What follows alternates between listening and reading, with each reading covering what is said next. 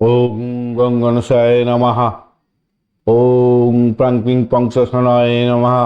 ওম নমঃ শিবায়। হর হর মহাদেব। নমস্কার বন্ধু, অ্যাস্ট্রোলজি 24x7 ইউটিউব চ্যানেলে আপনাকে আরও একবার স্বাগত। আমি আপনাদের বন্ধু শ্যামল। বন্ধু সঙ্গে থাকুন, ভালো থাকুন। আমার তরফ থেকে প্রাণ ভরা ভালোবাসা আপনাদের সকলের জন্য রইল। শুরু করব দৈনিক পঞ্চাঙ্গ। 13 জুন 2026, শনিবার, 29শে জ্যৈষ্ঠ, কৃষ্ণপক্ষ, ত্রয়োদশী। আজকের দিনে বার তিথি যোগকরণ নক্ষত্র অনুযায়ী আপনারা কেমন ফল পেতে যাচ্ছেন, বারবেলা কালবেলা কোলারাত্রির মতো বাজে সময় কখন থাকছে এবং কোন সময় শুভ উদ্যোগ গ্রহণ করলে শুভ ফল পাবেন সে সম্পর্কে বিস্তারিত আলোচনা করব। লাইক শেয়ার কমেন্ট অবশ্যই চাই বন্ধু, আর এই ধরনের ভিডিও পেতে অবশ্যই চ্যানেলটি সাবস্ক্রাইব করে রাখুন। যারা যোগাযোগ করছেন হোয়াটসঅ্যাপ করতে পারেন 9830492908 এই নাম্বারে, অথবা ডাইরেক্ট কল করতে পারেন 6291623852 এই নাম্বারে।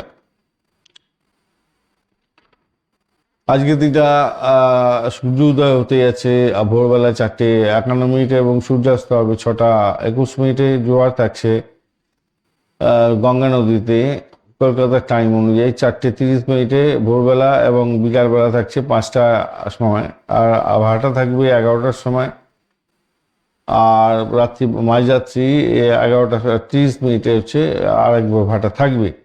আজকের দিনটা শুভ দিক হতে যাচ্ছে পূর্ব দিক এবং উত্তর পূর্ব দিক, আর অশুভ দিক হতে যাচ্ছে দক্ষিণ দিক ও পশ্চিম দিকে।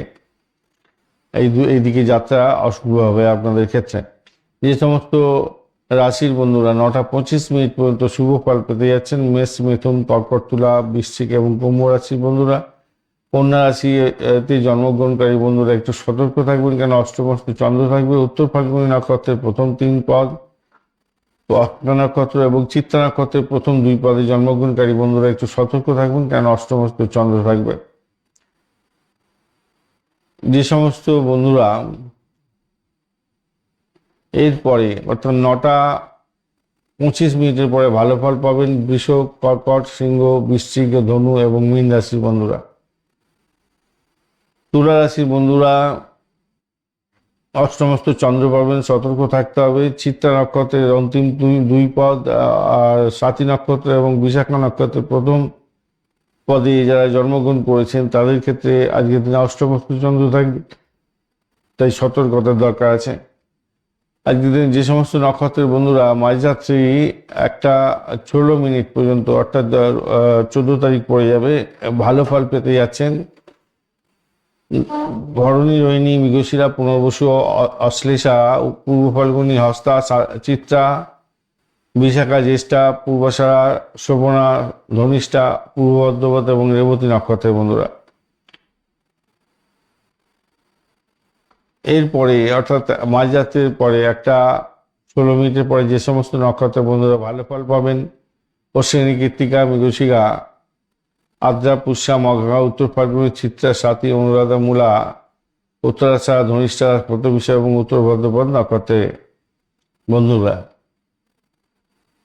আজকের দিনটা যেহেতু শনিবার, তাই সোমশ্রাদ্ধের দিন, অধ্যবসায়ের দিন, কঠোর পরিশ্রমের দিন। শনিদেবের পূজা অর্চনা করে কর্মক্ষেত্রে আপনি গেলে স্থিতিশীলতা পাবেন। ত্রয়োদশীও থাকছে আজকের দিনে 4:07 পর্যন্ত বিকালবেলা, তাই ধর্মীয় কাজ, পূজা এবং উপবাস ও আধ্যাত্মিক কাজের ক্ষেত্রে ভালো হবে। চতুর্দশী এরপরে পড়ে যাচ্ছে শিব পূজার জন্য অত্যন্ত বেশি ভালো, তবে ভ্রমণ এবং নতুন কাজ শুরু করতে কিছুটা সতর্কতার প্রয়োজন আছে। সুকর্ম যোগ থাকছে আজকের দিনে আপনাদের হচ্ছে 5:28 পর্যন্ত সময়। সৎকর্ম, পূজা, দান ধ্যান এবং সামাজিক কাজের ক্ষেত্রে অত্যন্ত গুরুত্বপূর্ণ হতে যাচ্ছে এই সময়কাল। এরপরে ধৃতি যোগ শুরু হয়ে যাচ্ছে। স্থিতিশীলতা, ধৈর্য সহকারে কাজকর্ম করা এবং দীর্ঘমেয়াদী পরিকল্পনার জন্য উপযোগী হতে যাচ্ছে। গড়করণ থাকছে আজকের দিনে 5:55 পর্যন্ত, ভ্রমণ এবং ব্যবসায়িক কাজের ক্ষেত্রে অশুভ। বণিজকরণের পরে শুরু হবে বিকালবেলা 4:07 পর্যন্ত চলতে থাকবে। ব্যবসা বাণিজ্য, লেনদেন এবং আর্থিক কাজের ক্ষেত্রে অত্যন্ত শুভ হবে।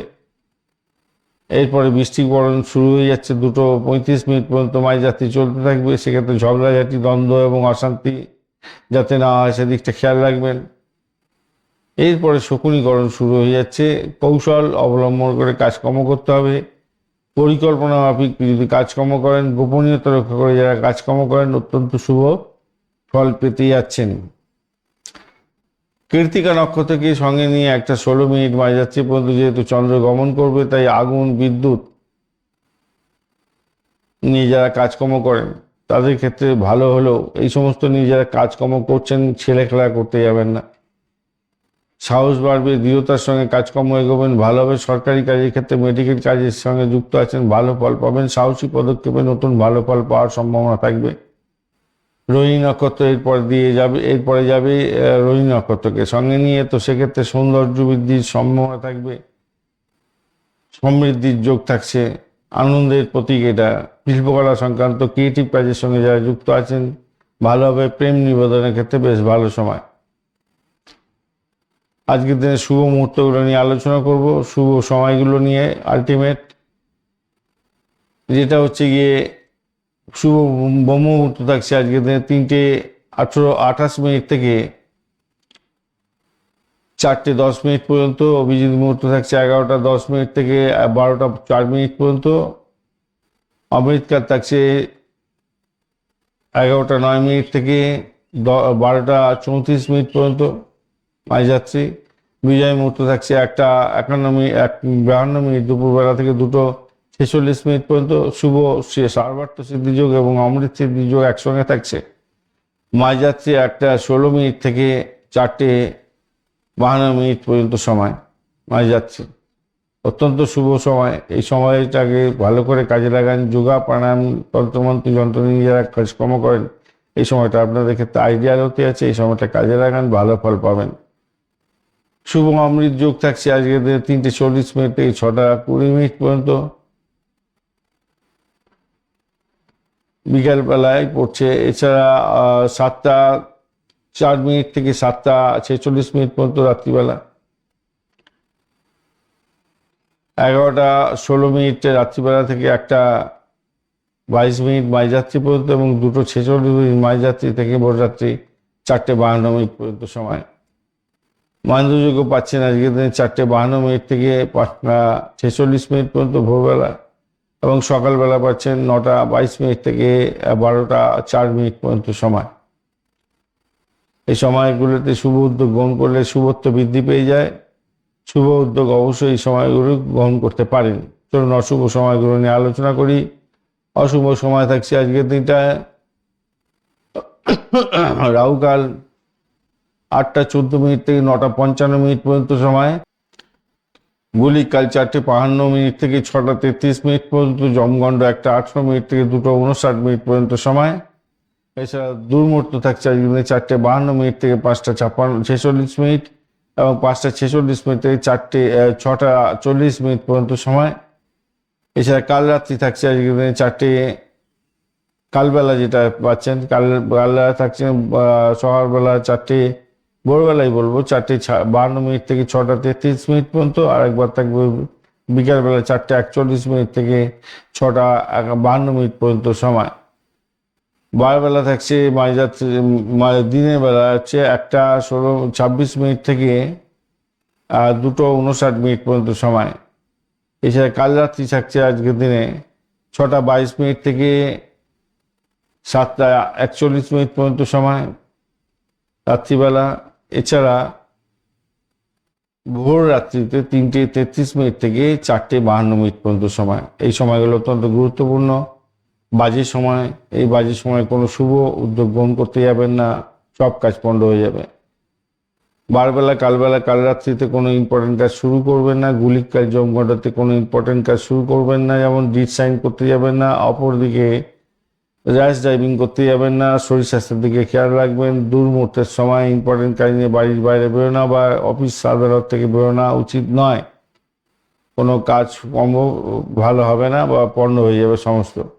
শুভ সময়গুলো যদি অশুভ সময়ের উপর ওভারল্যাপ করে যায় তাহলে সেই সময়গুলোকে বাদ দিয়ে যে সময়টাকে কাজে লাগাতে পারেন ভালো হবে।